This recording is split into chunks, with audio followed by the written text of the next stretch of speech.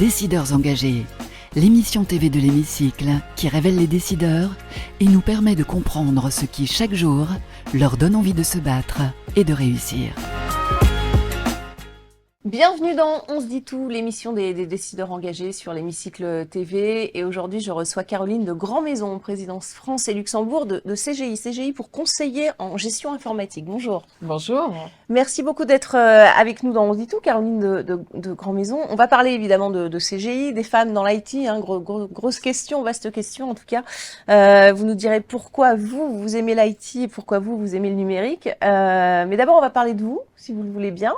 Vous êtes originaire du Limousin, passionné d'histoire?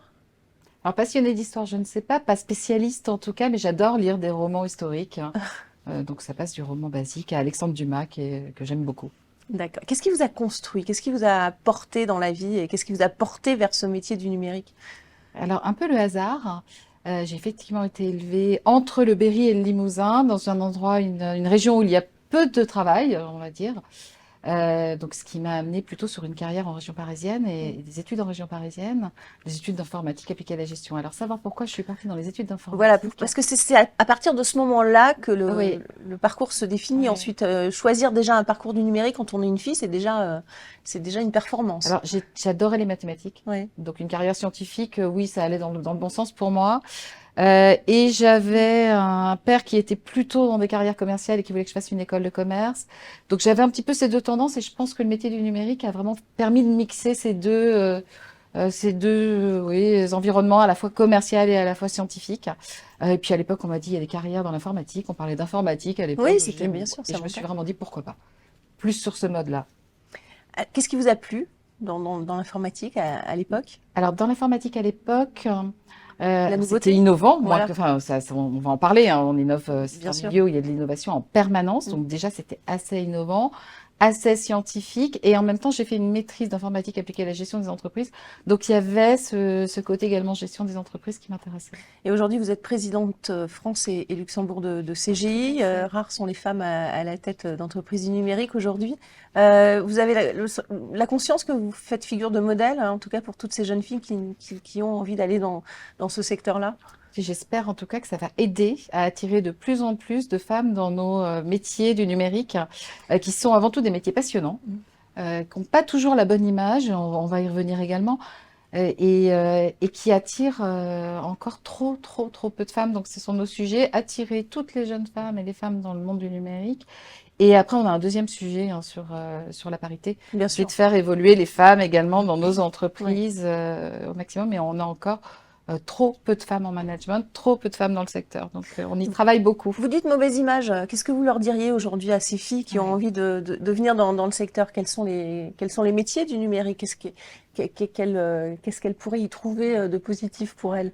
On a une image parfois du numérique très technologique, voire solitaire. Et en fait, pas du tout. On a des métiers passionnants qui touchent, on le voit. Hein. On est tous, tout le temps, on ne sait plus vivre sans le numérique.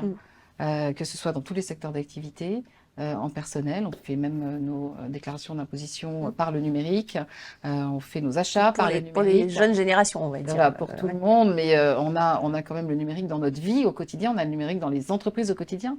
Donc en fait, nos carrières dans le numérique touchent à tous les processus d'entreprise, touchent à absolument à tout. On va avoir des dans le secteur de la distribution, par exemple, ce sont nos entreprises qui mettons derrière les systèmes d'e-commerce, de drive quand vous allez faire vos courses, de systèmes de fidélité, de carte de fidélité, ce sont nos entreprises. Donc on touche à la technologie, bien sûr, mais on touche aussi à tous les processus d'entreprise et les processus d'activité classiques. Donc ce sont des carrières passionnantes. Comment vous expliquez alors que si peu de filles se tournent vers ce secteur? On a eu plusieurs effets, je pense. Aller vers le secteur du numérique, il y a plusieurs façons d'arriver. Il y a quand même beaucoup la filière classique de l'école d'ingénieur.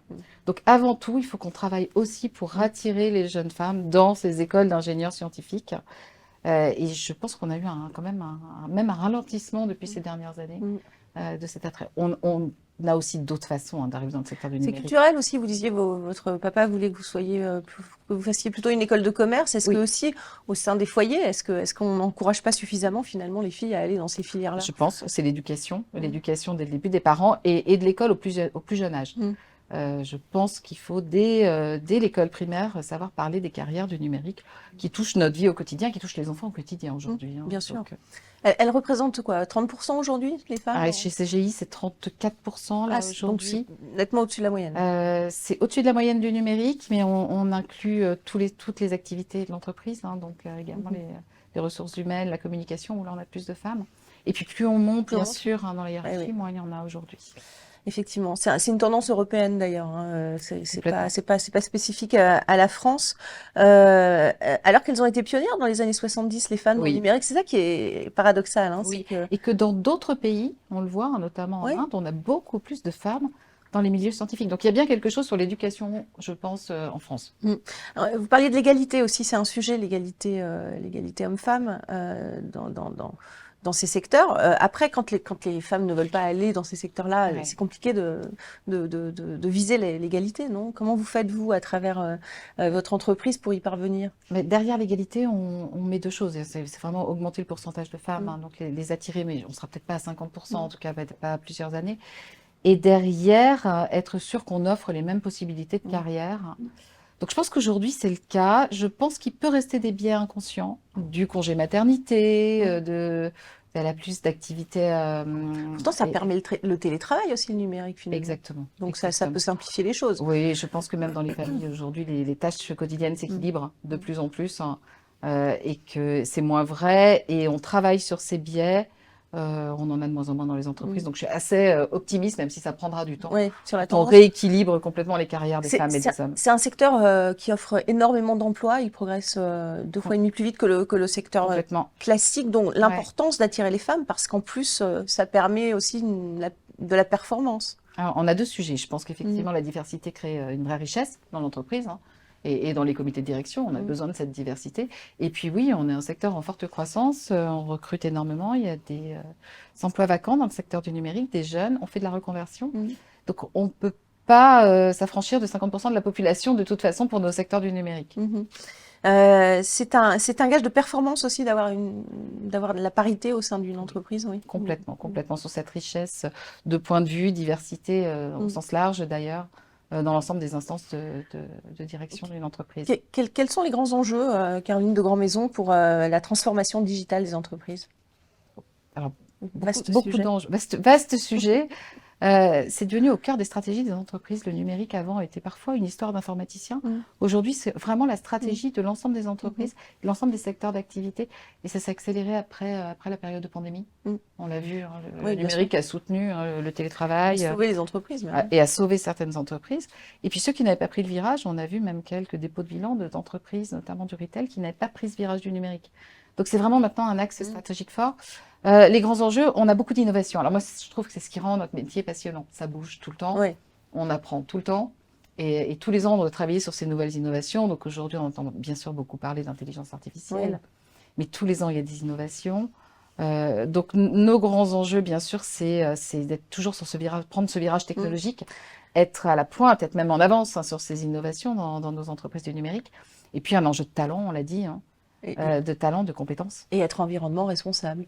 Et complètement. Dans notre stratégie, on a cette part responsabilité environnementale et sociale, au sens large, global, qui est une attente de l'entreprise, de nos clients et de l'ensemble de nos collaborateurs. Dernier point aussi, on parle d'environnement. Environnement de travail, c'est important. Vous disiez, cette image péjorative où on était derrière un ordinateur tout seul, c'est pas ça le numérique en fait.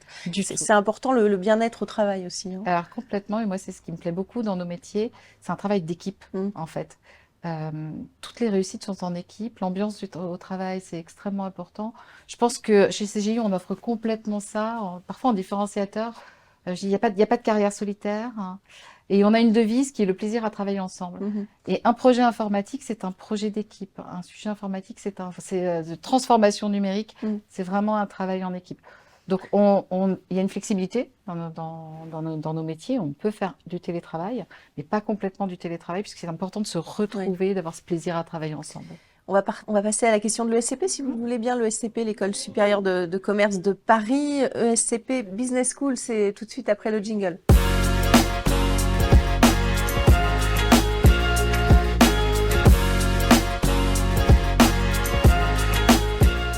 La question de l'ESCP pour vous, Caroline, de Grand Maison, on en parlait, hein, l'environnement, sur le sujet de la transition écologique. Quels sont les grands défis de CGI et comment pensez-vous pouvoir les relever? C'est un de nos axes stratégiques forts, hein, notre impact carbone. Alors, on a vraiment deux axes. On a travaillé énormément sur notre propre impact, sur nos déplacements, nos bâtiments. On a favoriser la politique de mobilité, participer à l'achat de vélos électriques, à une transition. On a signé des contrats d'énergie renouvelable sur nos bâtiments. Donc ça, quelque part, c'est quelque chose qui est pratiquement fait. On continuera, mais qui est pratiquement fait. Là où on a un impact très fort, ce sont sur nos métiers, donc le numérique responsable. Donc nos sujets sur le numérique responsable, on sait que l'impact sont beaucoup nos devices. Hein, donc, on a une politique d'optimisation de tout le parc device. On a également travaillé sur nos data centers. Les devices, les équipements, l'ensemble des équipements. Voilà. L'ensemble des équipements, donc ordinateurs, téléphones, les garder plus longtemps. Et après les restituer à des associations, les faire reconditionner. Donc c'est important. Donc on est très engagés puisque l'ensemble de nos collaborateurs, effectivement, c'est leur outil de travail. Donc c'est important. On a beaucoup travaillé sur nos data centers. Et puis surtout sur le numérique responsable maintenant. Donc tout ce qu'on livre à nos clients dans nos projets numériques, qui soit optimisé et complètement éco-responsable. Donc on a lancé une grande formation pour notamment, on démarre pour les 14 000 collaborateurs en France, sur l'éco-conception, l'éco-développement, pour que tout le monde soit formé, pour certains même certifiés, pour livrer tout en optimiser complètement sur l'impact carbone. La question de Deloitte, hein, c'est le principe de l'émission, question d'une entreprise innovante, ou combien innovante. Deloitte, grand cabinet de conseil et d'audit, c'est juste après le jingle.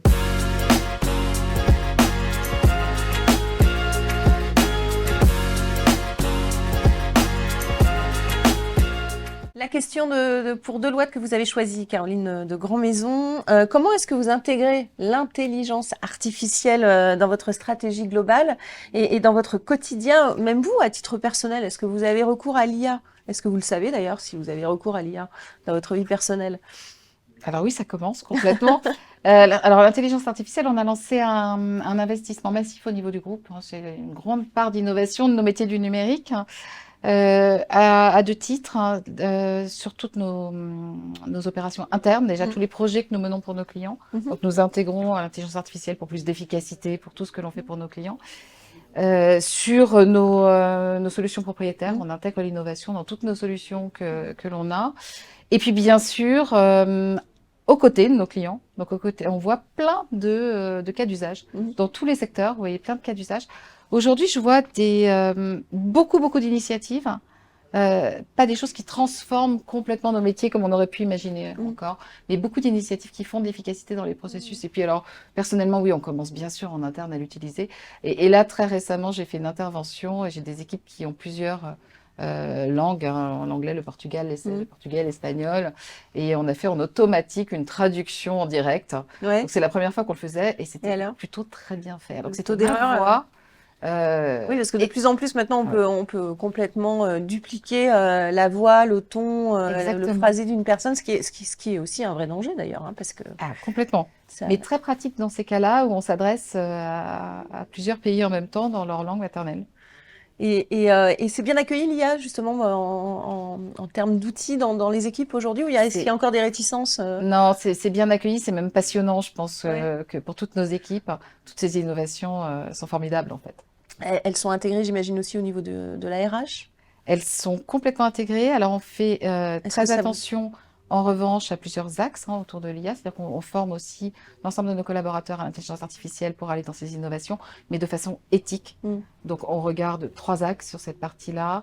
La sécurité, le respect de la protection des données, bien sûr, et l'environnement dans l'utilisation de l'IA. La question de l'hémicycle à présent? C'est parti. Hein, vous allez interpeller les politiques sur un thème ou un domaine qui vous tient à cœur. Ce sera juste après le jingle.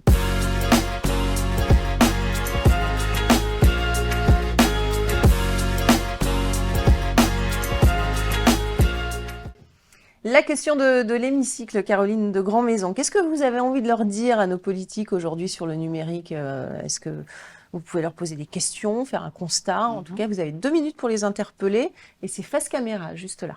Parfait. D'abord, je suis ravie de pouvoir m'adresser à vous. Alors, nous sommes CGI, une entreprise du numérique. C'est un secteur en activité en forte croissance et nous avons besoin de talents. Et nous avons également besoin de talents féminins parce qu'aujourd'hui, il y a peu de femmes dans ce secteur.